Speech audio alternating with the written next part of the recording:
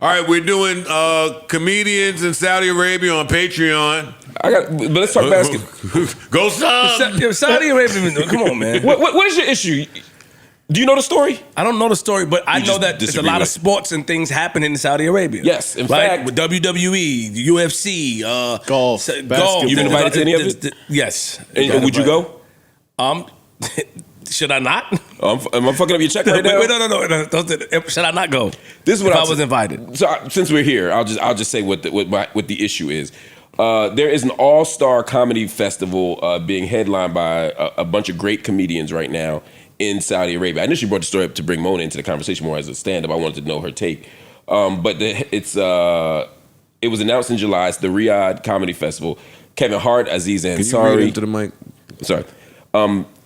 Kevin Hart, Aziz Ansari, Hannibal Buress, Bill Burr, Dave Chappelle, Louis C.K., Whitney Cummings, Pete Davidson. I could go on. I need to go. Jeff Ross, Chris, and there's a lot. Chris Tucker, I was about to say, just so people don't guess wrong. Chris Tucker? Yeah, there's a lot of there's a lot of major comedians going there. There are also many major comedians who are very upset about that. Obviously, Mark Maron, who y'all know, y'all didn't see. Mark Maron will always be upset. Shane Gillis, Zach Woods. They've launched a kind of counter campaign saying, y'all are sellouts. This is awful. How could you do this? What's awful about it? Saudi Arabia is home to some of the worst human rights abuses in the world. I mean, imagine if they were all going to South Africa in 1986. Right. And what would you say? What would you say, right? Yeah. And so the question for me, I mean, y'all, you can walk off and laugh. That's fine. You know what I mean? What topics do we not need to freedom fight against? That's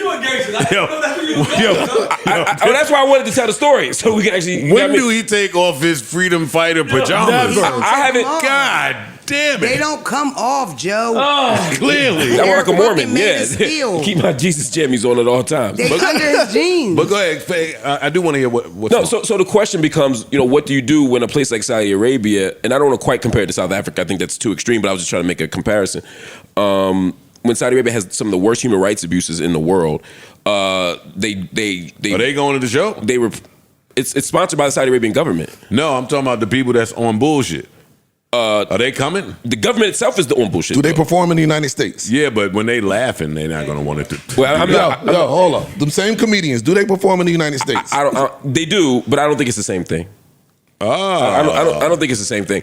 As fucked up as the U.S. government is, I don't think it's the same thing. I think if a comedian were performing in Israel, if a comedian were performing in, say, Uganda, if a comedian were performing in, I can name a few other places where human rights abuses are rampant, I think it's a fair question to say, what does it mean to go there? What does it mean to support? I think it's at least a question that we should ask. And no state is perfect. No government is perfect. So I don't think we have to wait for a perfect government to perform somewhere. But if the people, if women can't attend the show, for example. Right. Okay. I mean, we got to ask ourselves, we get some good jokes off in. Hold up. This is why I kind of don't like what you had to say in the first topic about ticket prices costing a certain amount. Say more.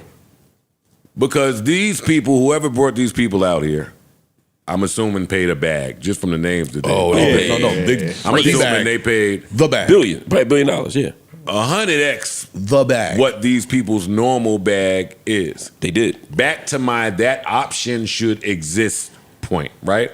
But if when you do that, the very next thing we go to is going to be who are the people that you're performing in front of? Like it's going to make it a real slippery slope. I agree. All slopes are slippery in this way. None of us have clean hands, right? All of us workplaces do things that are complicated, and that's why I'm not even necessarily saying. What I'm saying is that we at least should raise the question when we make decisions about where we're going to work, about what are the moral stakes attached to it. And in the case of Saudi Arabia, it's not just the fucked up things happen in Saudi Arabia and we're going to Saudi Arabia. It's that you're being asked to go by the Saudi Arabian government effectively. That's what I'm saying is different. Okay. Do you get what I'm saying? Now, if you were just going over there to perform for 100x your price, you wouldn't see a problem with that. But the government it's like when Snoop went to dance for Trump. That's what I'm trying to say. Times a billion. Okay. That's what I'm trying to say. Like an example you gave earlier, where some guy, some rich African billionaire oil tycoon is bringing, say, Rihanna, come perform for my son. That's different. You asking people to have a lot of discipline, Mark. You're asking people to turn out a lot of money. Yeah, you can have a fucking morals. Yeah, when you get in this bag, like your expectation of humans is high to me. I don't know if it's an expectation as much as it is an ask. I expect people to do fucked up things. But the ask is that we don't, and I hope that somewhere the tension between the ask and the expectation, we can get a little bit of growth. I was thinking about this yesterday too. It's not necessarily a tough ask of humans. It's a tough ask of successful people. I don't want to put any dollar amount in people's pockets, but I don't think that Kevin Hart, for instance, is hard up for bread. I think he could pass on certain gigs if he wanted to make a political statement. Yeah, Parks. I just this morning was thinking about, but I think he's a bread hoe. So what are our expectations for niggas that hold themselves out for the bread? And I don't know that about Kevin Hart, but just as I was getting dressed, he popped up in the iPhone commercial, and I was like, nigga, you could say no to something. Like, share something. Like, he just in everything. The Chase, iPhone, all of the big wigs, he's in there. Like, nigga, move. I don't know. I ain't mad at him for that. Shout out to Kevin. Let me ask you a question, Mark. But I do have an issue with going to Saudi Arabia. Mark, I'm not surprised Chris went. This ain't a gotcha, none of that bullshit. Yeah. Is there a number they could give you? No. At all? There's no number that I could go to perform in Saudi Arabia. So, Mark, I have another question. Do you think that Saudi Arabia is trying to, because Saudi Arabia now is doing a lot of things. Wait, hold up, Flip. Let's not let him do that fast. No. I just respected it and let him go. Let's slow down. I respect it. Let's at least throw some numbers out there first. Go home. I believe it. Yeah. Word, I do. Thank you. I was going to write them on the board. Throw the number out there. I believe it. You don't believe I it. believe that he would turn How that long shit you down. gonna run this Philly pride shit? Fuck into Philly. the ground? All jokes aside, fuck Philly. Fuck the whole Philly thing. $100 million for an hour. No.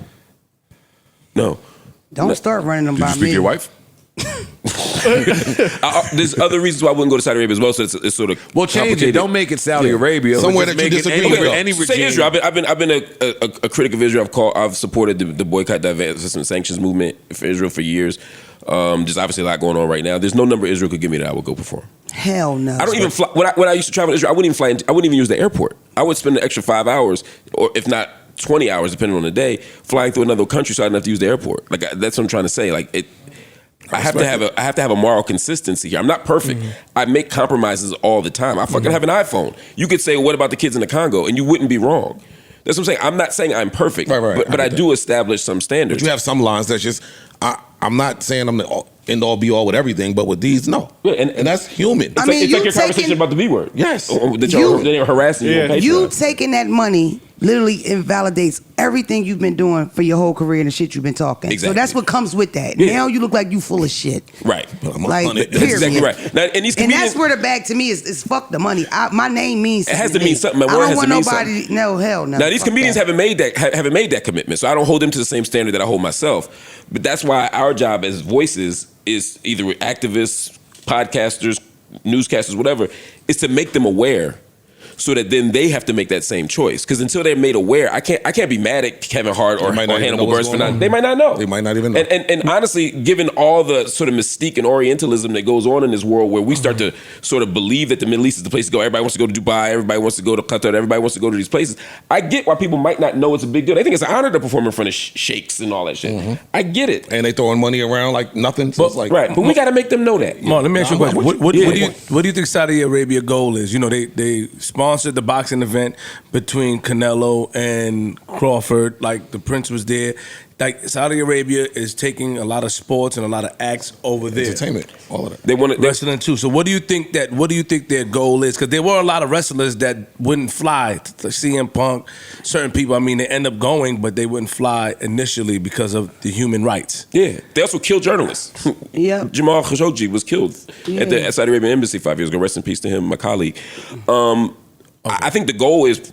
Part of it is private wealth to diversify, so it's not just oil. Part of it is normalizing and deodorizing what happens there. Yes. We kill a journalist, which should be an international human rights scare, but instead, Mohammed bin Salman, who's the basically like the heir apparent to the king, he goes around the country on a public relations tour, looking like the smooth, slick prince is down with all the boxing and the wrestling. Yeah. So you cover it up by doing this. South Africa used to bring people.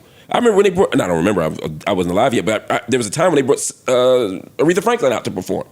right? And people got mad at Aretha for kind of crossing a Jim Crow line, basically. Countries do this, and let me be clear: the United States does it too. I'm not saying the United States is exempt. I'm just saying there are regimes that we should be mindful of, especially when the people who are oppressed are calling to us and saying, "Stand with us. Don't do this." I have to hear that and respond to some degree. And what does your job look like when you learn that some of these people don't give a fuck? Then I can make a choice about whether I choose to support them anymore. Because a lot of these people don't care about the issue, but they care about how it looks. I mean, we have been trying to tell people not to perform in Israel for over a decade, 15 years with the BDS movement, right? Over that time. And no one said shit. But now that everything's happening in Gaza, you can't look away. And so now people are stopping because it's a bad look. Saying I'm performing in Israel right now looks crazy. 5 years ago, it didn't. So what we have to do is put a spotlight on the suffering so that we take the profit out of people's pain.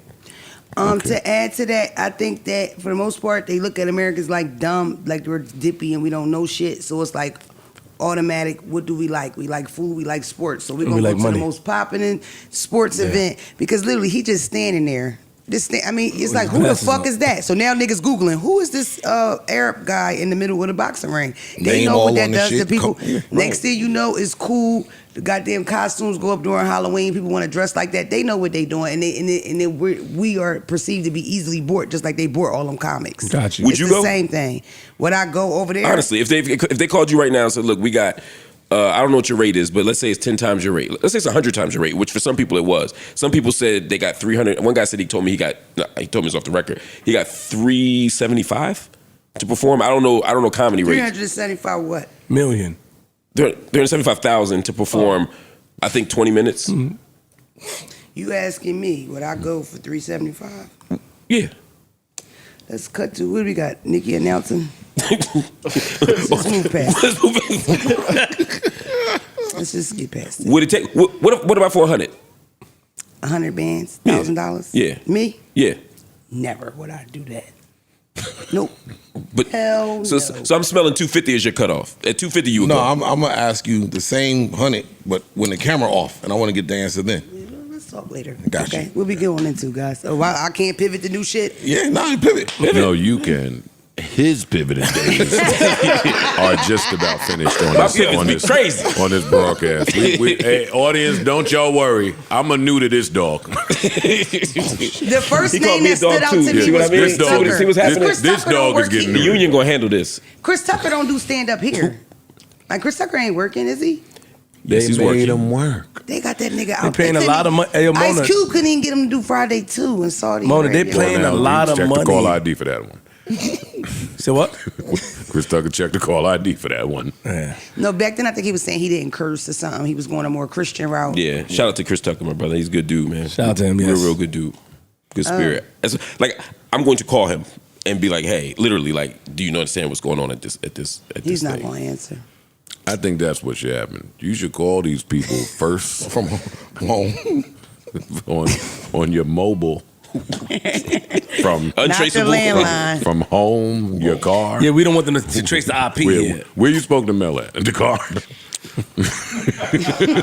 Mel Torme. Wherever you have them talks, do the work first, and then let's come. I got a trick. This topic board, we're gonna start adding the expound paragraph underneath. He keep tricking us. So, comedy in Saudi Arabia. I'm thinking we got some goodies. And when you write the names down, that shit sounded lit. I'm like, Ooh. I'm about to do my shit. Yo, Def Comedy J coming in Saudi Arabia. That's what I thought. That's what I thought. You fucked me up. That's why I was trying to do it after the Asada Shakur freedom fight. Exactly. No, do all of that with. Do You the had nice me little- hype.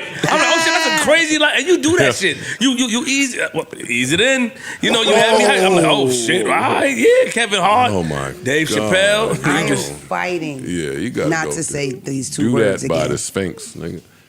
Wow. You do what?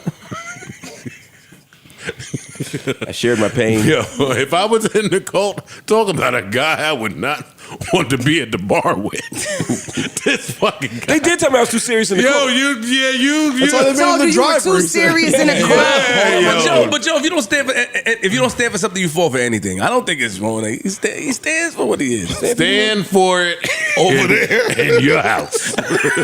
New Joe Budden.